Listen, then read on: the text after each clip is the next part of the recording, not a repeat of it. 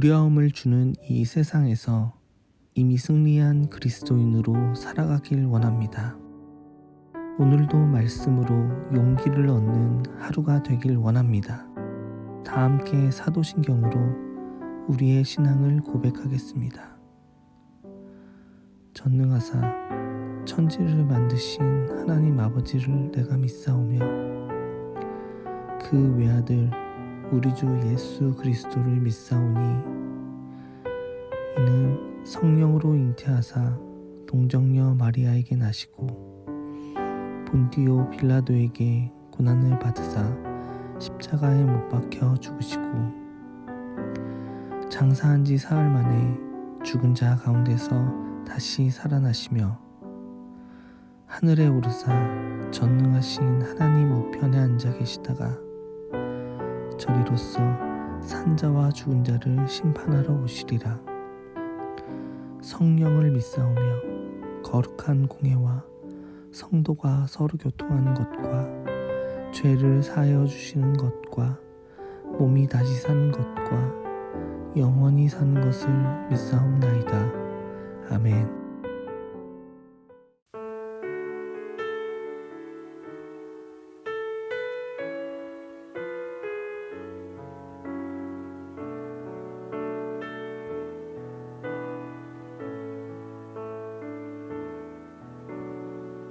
나의 영혼이 잠잠히 하나님만 바라미요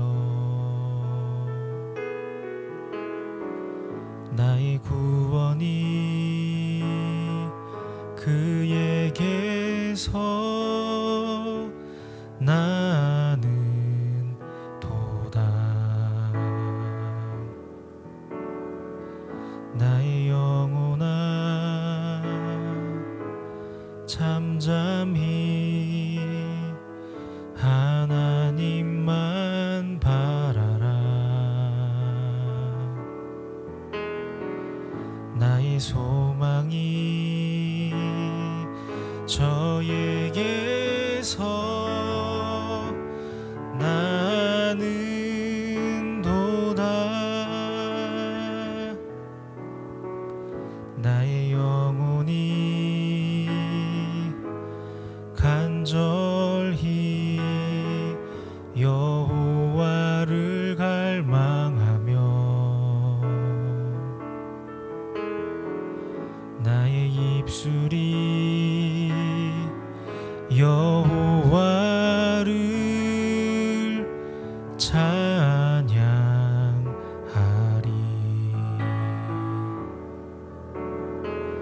나의 영혼이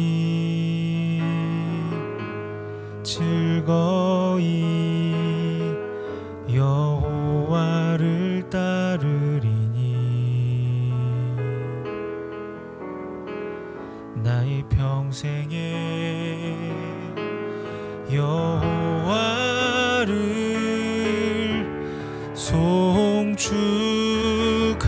송축하리 오직 주만이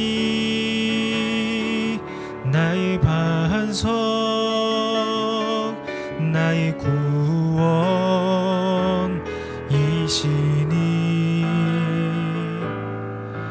오직 주만이 나의 산성 내가 요동치 아니하리 오직 주만이 나의 반석 나의 구원이시니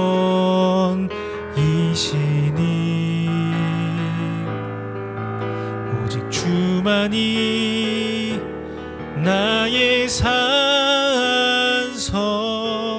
내가 요동치 아니하리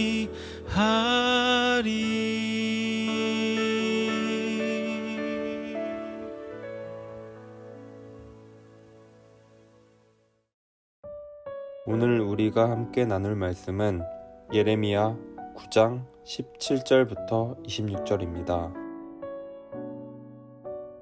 만군의 여호와께서 이와 같이 말씀하시되 너희는 잘 생각해보고 곡하는 부녀를 불러오며 또 사람을 보내 지혜로운 부녀를 불러오되 그들로 빨리 와서 우리를 위하여 애곡하여 우리의 눈에서 눈물이 떨어지게 하며 우리 눈꺼풀에서 물이 쏟아지게 하라.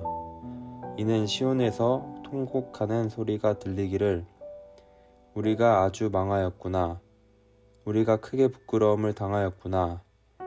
우리가 그 땅을 떠난 것은 그들이 우리 거처를 헐었음이로다 함이로다. 부녀들이여 여호와의 말씀을 들으라. 너희 귀에 그 입의 말씀을 받으라.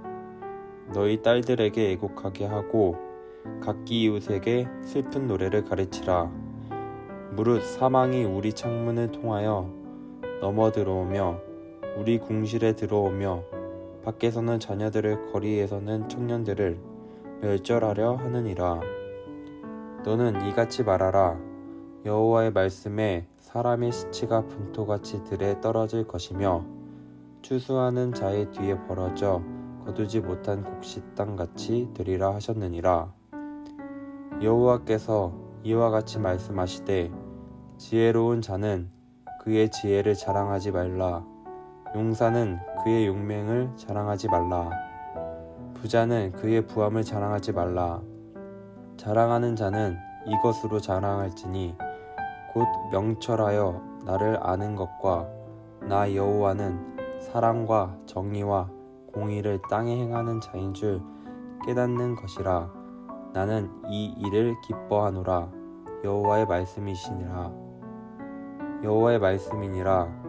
보라, 날이 이르면 할례받은 자와 할례받지 못한 자를 내가 다 벌하리니 곧 애굽과 유다와 에돔과 암몬 자손과 모압과 및 광야에 살면서 살적을 깎은 자들에게라. 무릇 모든 민족은 할례를 받지 못하였고 이스라엘은 마음의 할례를 받지 못하였으니라 하셨느니라. 아멘. 반갑습니다. 오늘 예레미야 9장 17절부터 26절까지를 중심으로 소망이라는 주제의 말씀을 함께 나누겠습니다.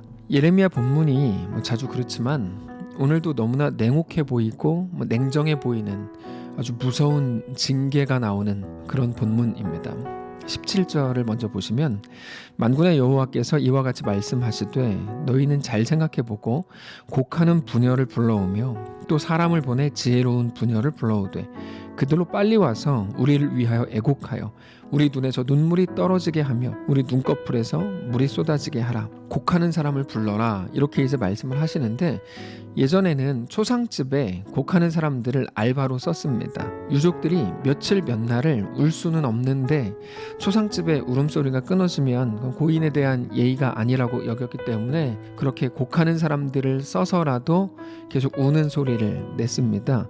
그러니까 곡하는 사람을 불러라 라고 하는 거는 너 이제 죽었다. 너 정말 죽은 줄 알아? 이렇게 이제 하는 말이죠.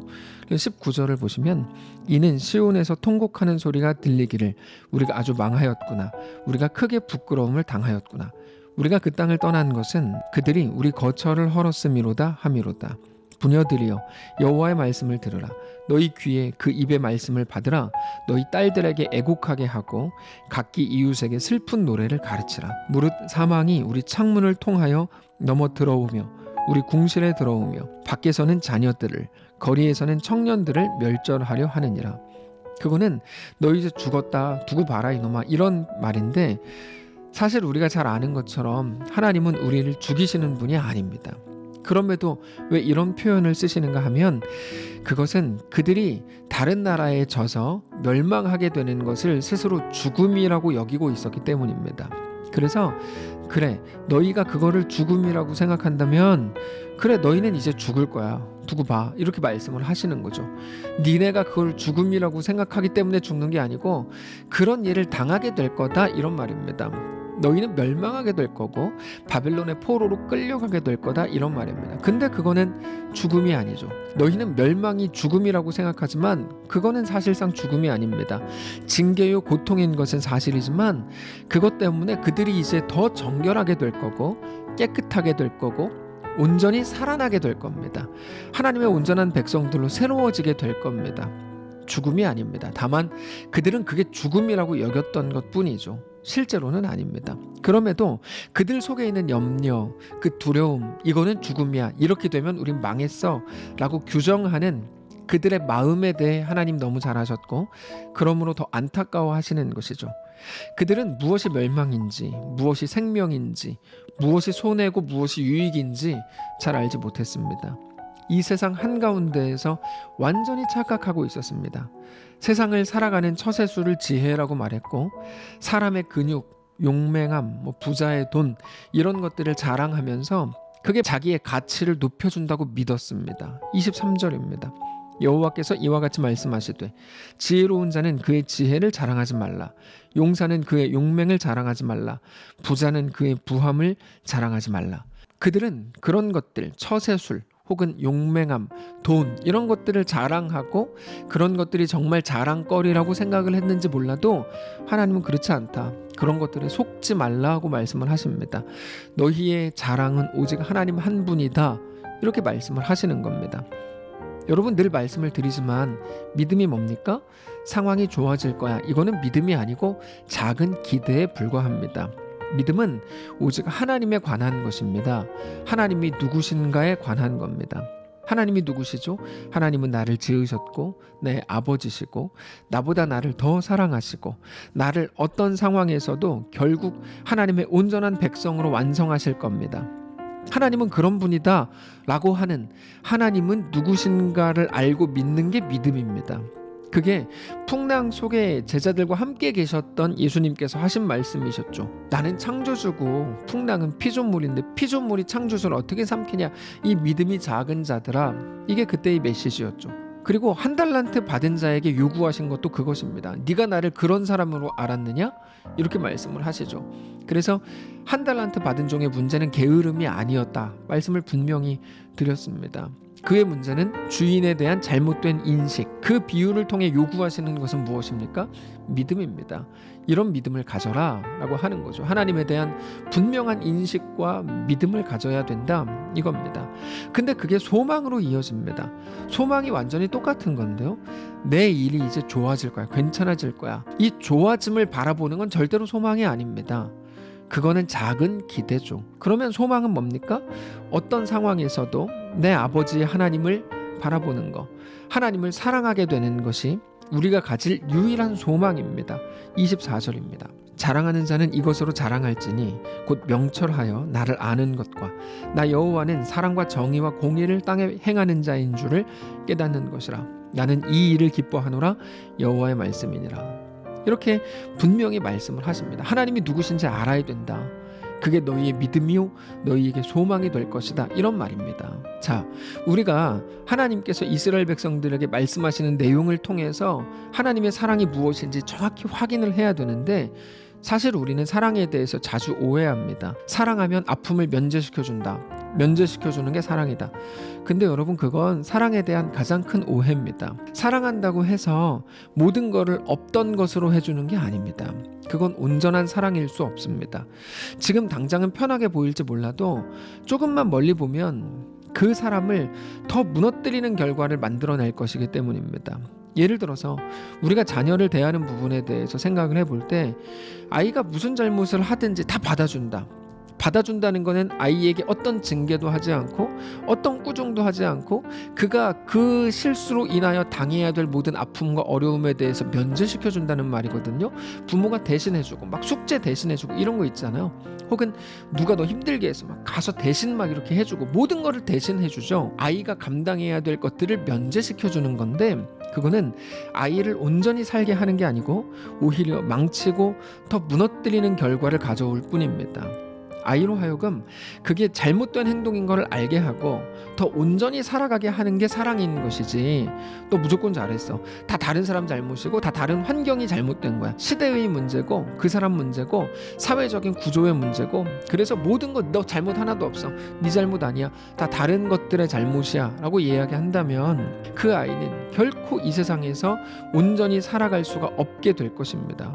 그거는 나쁜 교육입니다. 아이가 울면 누가 그래서 뗐지 막 이렇게 하면서 다른 것들을 떼찌하는 거는 여러분 이건 정말 틀린 교육입니다. 얘가 비록 뭐 3살이건 4살이건 자기가 주의 안 해가지고 넘어졌는데 왜 튀어나온 부분을 떼찌합니까? 아니면 공사해서 없애주시든지. 그럴 것도 아니면 왜 떼찌합니까? 그게 너의 주의 부족을 면제시켜주는 건데 잘못하는 겁니다. 그래서 사랑이라는 이름으로 무언가를 면제시켜주는 거, 그거는 잘못하는 겁니다. 그럼 어떻게 해야 됩니까? 감당하게 하지만 그러면서 혼자 두지 않고 함께 견뎌주는 거죠. 이게 어렵습니다. 사랑은 그래서 만만치 않습니다. 아이들이 열심히 공부를 하는데 너무 힘드니까 하기 싫다고 할 때 그래? 그럼 하지 마. 너 얼마나 힘들었어. 그만해. 이게 마치 사랑인 것처럼 많은 사람들이 생각하지만 결코 그럴 수 없습니다. 그건 오히려 아이가 진짜 하기 싫어라고 말하는 거를 부모가 듣기 싫어서 하지마 라고 얘기하는 것밖에 안 되는 거죠. 아이가 힘들어하는 거를 부모가 같이 견디고 같이 힘들어할 용기가 부모에게 없으니까 그래? 그럼 하지마. 얼마나 힘들어. 이렇게 얘기하는 겁니다. 그런 식으로 면제시켜주는 건 절대로 사랑이 아닙니다. 사랑은 같이 견뎌주는 거죠. 그래서 얘가 12시까지 공부할 때 부모가 졸린 눈을 비비면서 같이 옆에 있어주는 거고, 대학에 떨어져서 얘가 엉엉 울면 야 네가 공부 안 해놓고 뭘 울어? 이렇게 말하지 않는 거죠. 우는 아이를 안아주면서 같이 울어주는 게 사랑입니다. 사랑에 대한 가장 큰 오해는 면제시켜주는 거라고 생각하는 겁니다. 근데 하나님이 우리에게 대해 하시는 사랑의 방식은 면제시켜 주시는 게 아니고 함께 견뎌주시는 거죠. 그게 오늘 본문인 겁니다. 그래서 야 너는 그게 죽음이라고 생각하지? 네가 가봐봐. 네 말대로는 너 죽었어. 근데 아니거든요. 죽지 않고 그들은 그것 때문에 오히려 살아나게 될 겁니다. 오늘 본문에서 그것을 말씀하시는 겁니다. 나는 너희의 잘못으로 인한 고통을 면제해 줄 마음이 없다.